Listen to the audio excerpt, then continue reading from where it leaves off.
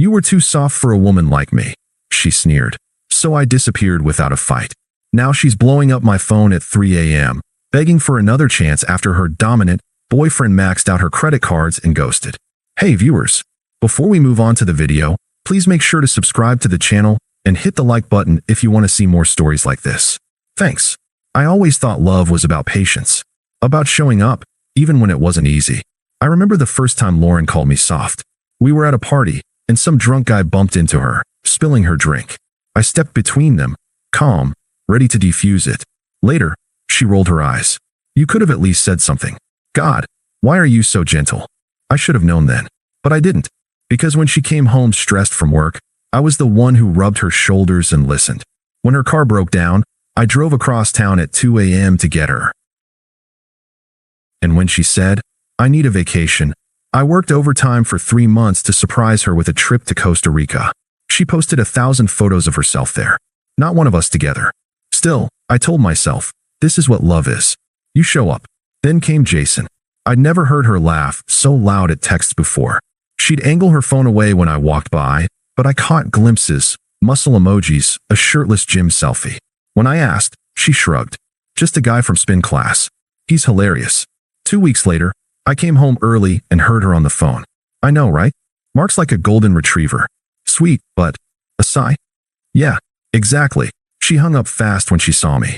The night she ended it, she didn't even sit down. Just leaned against the kitchen counter, arms crossed, like she was giving a performance review. We need to talk. I knew. But I still stood there, holding the groceries I'd just bought. Her favorite yogurt, the expensive kind. I've been seeing someone, she said. No guilt. Almost proud. Jason. From my gym. I set the bags down. Okay. You're not even surprised? She smirked. Guess you knew you weren't enough. The yogurt was going to spoil. That's what I kept thinking. It's not about cheating, she continued. It's about what I need. Jason's different. He commands respect. You just apologize for existing. I looked at her, really looked.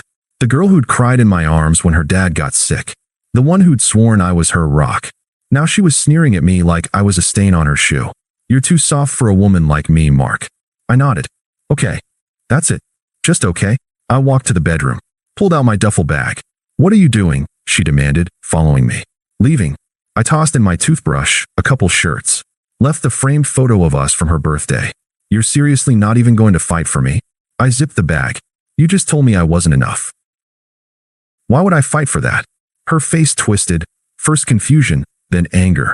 You'll regret this. You'll never do better than me. I paused at the door. I hope Jason's what you want, Lauren. And then I left. No yelling. No begging. Just silence. The first week was the hardest. Not because I missed her, though I did, in that dull, aching way you miss a habit, but because my phone stayed silent. No, you'll regret this. No, I made a mistake. Just radio static where her voice used to be.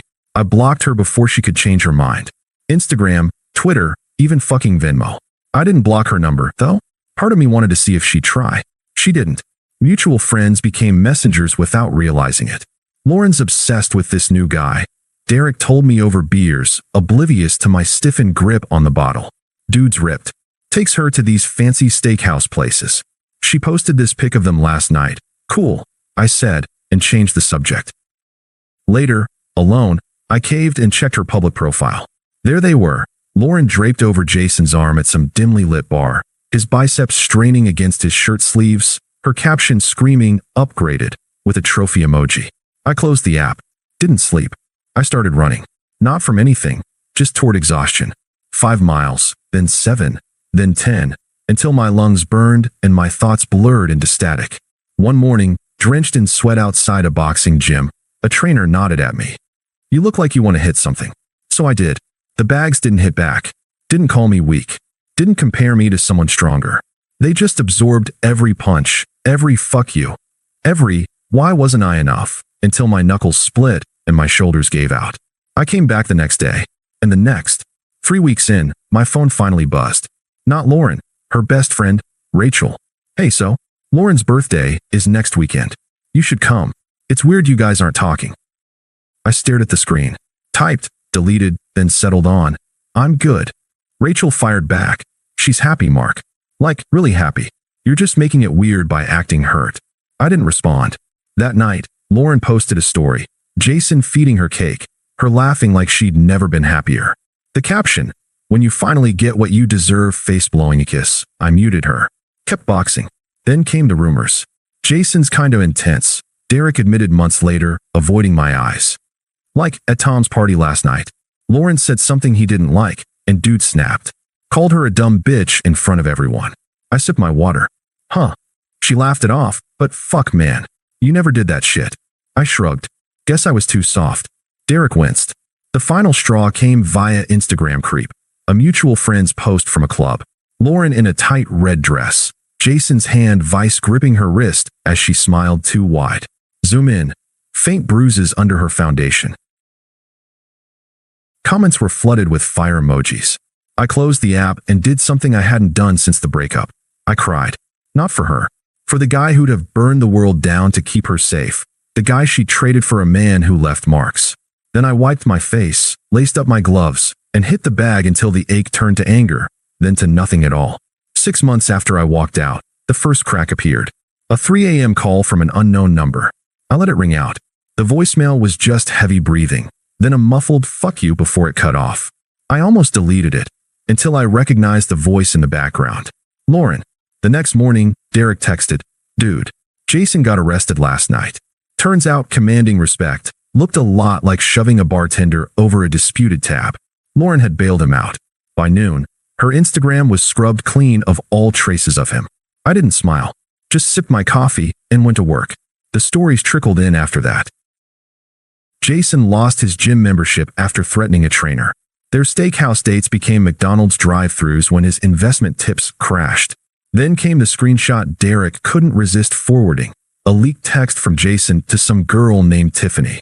"Lauren's too clingy." Your chill smirking face. Lauren's response was a wall of crying emojis, and after everything I did for you.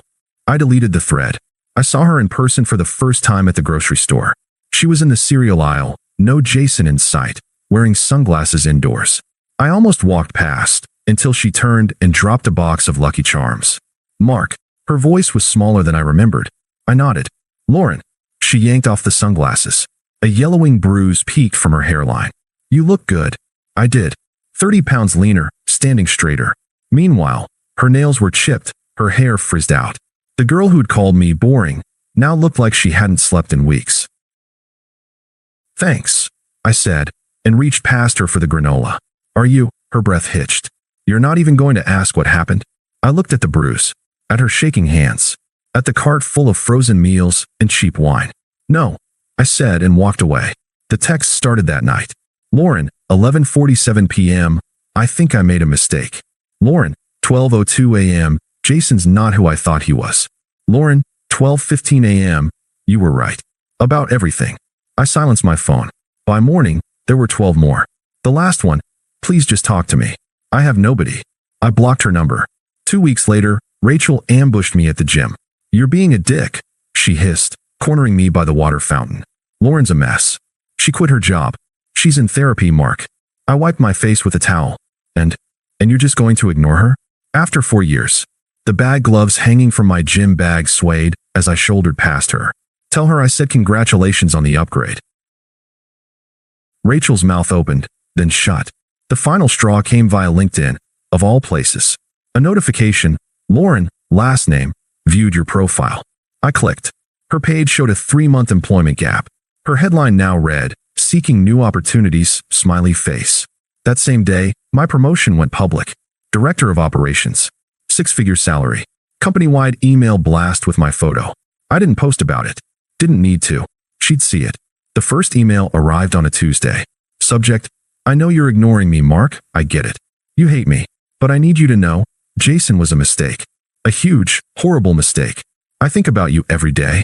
Please just answer me." Lauren, I archived it. Then came the voicemails. "Call me back, you asshole." Day 1. "I'm sorry, okay? Is that what you want to hear?" Day 3. "You were supposed to fight for me." Day 5. Slurred, 2:17 a.m. I saved the last one. Not to listen again, just to remember how different her anger sounded now. Less fire, more wheeze. A month after the email started, she switched tactics. "Lauren, new number. I drove by your old apartment today. Remember when we used to order Thai and watch bad movies?" I missed that. I didn't respond. Lauren, 10 minutes later, fine. Be a cold bastard. You were always like this. Acting all noble, but really just cowardly. I blocked the new number 2. Rachel showed up at my office. She's destroyed, Mark, she said, leaning over my desk. Like, crying every night destroyed. You couldn't just pretend to care. I minimized my screen, a spreadsheet for my team's Costa Rica retreat.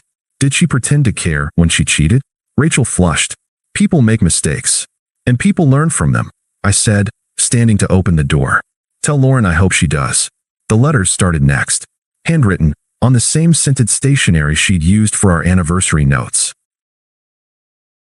The first one rambled for 3 pages about Jason's lies, her therapy breakthroughs, how she finally understood what real love was. The second included a printed selfie of us at the beach, one I didn't know she'd kept. The third came with a key. This is yours. From the apartment. I thought you might want it back. I threw them all away. Then, the nuclear option. Unknown number. I'm outside your building. 5 minutes. That's all I'm asking. I peered through the blinds. There she was, pacing in heels too nice for the rain, her hair dark with water. She looked thinner, older. My phone buzzed again. Unknown number. I can see your shadow. Open the door. I turned off the lights and waited. 20 minutes later, I heard a car door slam, tires screech, and then silence. The last time I saw Lauren, it was at a coffee shop. I didn't plan it. Didn't even know she'd be there. But when I walked in, there she was, hunched over a laptop in the corner, her once perfect highlights now grown out into brassy streaks. She looked up, our eyes locked. I almost turned around. Almost. Then I ordered my coffee and sat down. She was at my table before I could take the first sip. You've gotten better at pretending I don't exist, she said, voice razor thin. I set down my cup. Not pretending. A muscle in her jaw twitched. I lost my job. Did you hear? No. Jason maxed out my credit cards before he left.